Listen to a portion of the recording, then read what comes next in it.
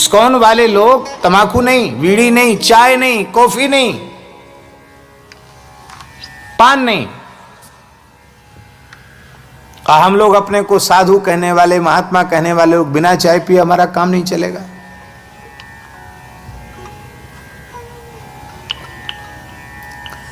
मनुष्य के शरीर के 3 उपस्तंभ हैं आयुर्वेद शास्त्र के अनुसार, निद्रा, ब्रह्मचर्य और भोजन।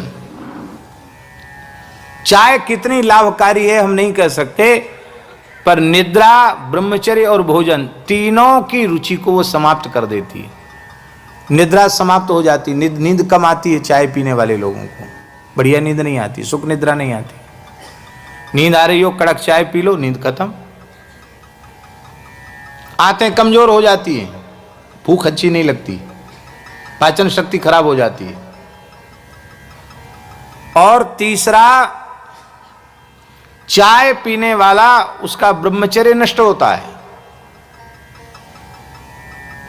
मूत्र में ही उसके धातु का क्षय होने लग जाता है, उसको पता नहीं चलता। चाय पीने वाले लोग, बहुत नुकसान की चीज है। भारत जैसे पवित्र देश के लिए चाय अभिशाप है।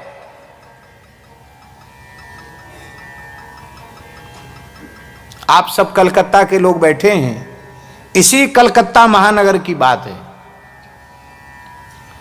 अंग्रेज गवर्नर था,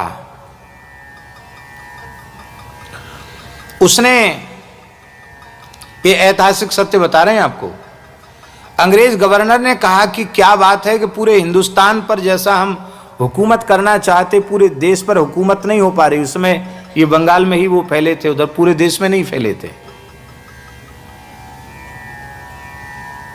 इस बात पर उसने विचार किया तो वो विचार करते करते इस निष्कर्ष पर पहुंचा कि भारतीय लोगों पर हुकूमत करना बहुत कठिन है। क्यों? क्योंकि उसके कारण ये हैं कि एक तो ये ब्रह्मचारी हैं, सदाचारी हैं, दूसरा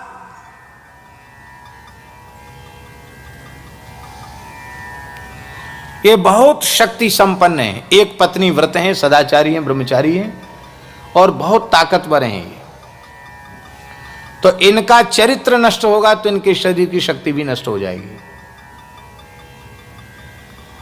और इसी कलकत्ता शहर की बात है, गवर्नर अपने 3रे मंजिल पर छत पर बैठा था और एक बिहारी मजदूर वो 1 क्विंटल चावल अपनी पीठ पर लेकर 3 मंजिल तक चढ़ गया, उसकी श्वास नहीं फूली।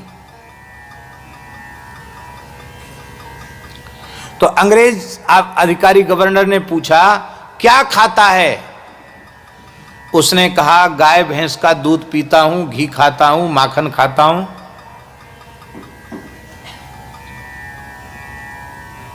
वो एक पत्नी व्रत था। बच्चे कितने? वो बता दिए उसने, 5-7 बच्चे थे उसके। कहाँ के हो? बिहार के हो। कहा यहाँ क्या करते हो? मेहनत मजदूरी करते हैं। और क्या काम करते हो? बोले हमारे पास छोटी सी क्या कहते हैं, गौशाला, खटाल कहते हैं यहाँ, क्या कहते हैं, तो गौशाला हमारी है छोटी सी, और उसी से हम अपना दूध घी खाते हैं, कुछ बेच लेते हैं, उसी से अपना काम चलता हमारा। कितना पढ़ा है? बोले कुछ नहीं पढ़ा लिखा, कुछ नहीं।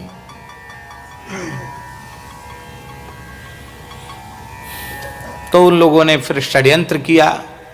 कितनी उम्र है तेरी? उस बुढ़े से पूछा। उसने कहा 81 ऊपर। क्या कहा? मैंने 81 वर्ष की आयु बताई उसने अपनी, पूर्ण स्वस्थ 81 साल की आयु में। होते हैं, संयम सदाचार की महिमा है। हमारा जीवन व्यसन युक्त हो गया, न जाने कितने व्यसन हमने पाल लिए। पढ़े लिखे लोग बैठे हैं, हम आपसे बोल नहीं रहे कि आप चाय छोड़ ही दो। हमारे पास वाले लोग चाय नहीं छोड़ पा रहे हैं, तो आपसे हम तो कही क्या सकते हैं चाय छोड़ने की बात।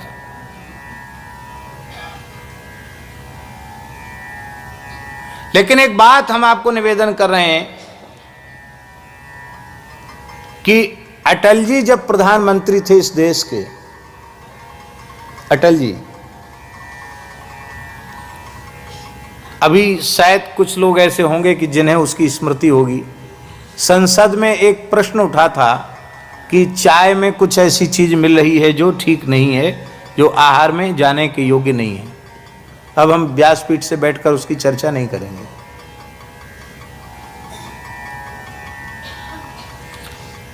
और उस दिन की संसद की बहस में स्वीकार किया गया था कि इसमें क्या चीज मिलती है।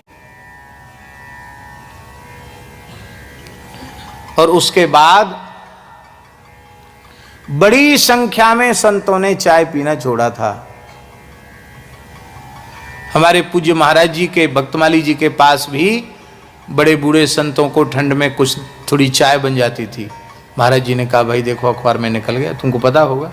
उसके बाद महाराज जी ने काढ़ा ही चलाया, चाय बंद कर दी।